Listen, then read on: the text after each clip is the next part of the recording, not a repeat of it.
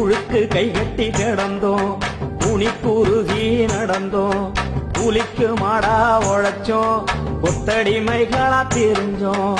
அண்டைக்கு 30 உழுதோம், அரை வயிற்று கஞ்சிக்கு அழுதோம், விளைஞ்சத பூரா கொடுத்து வெறுங்கையா வீடு நுழைஞ்சோம். பங்காளு படிய பண்ணைக்கு வேலையில் பட்ட மரமாயிருந்தோம், நம்ம பங்கப்பட்டு தான் கிடந்தோம்.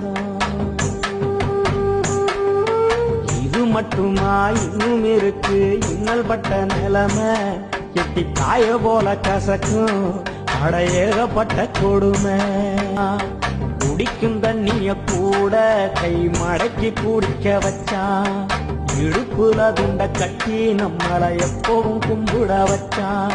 சட்டைய சுருட்டி எடுத்து அடக்கத்துல வச்சான், கொட்டாங்குச்சி டீய ஊத்தி அத குடிக்க சொல்லி சிரிச்சான். என்ன பாவம் செஞ்சோம்.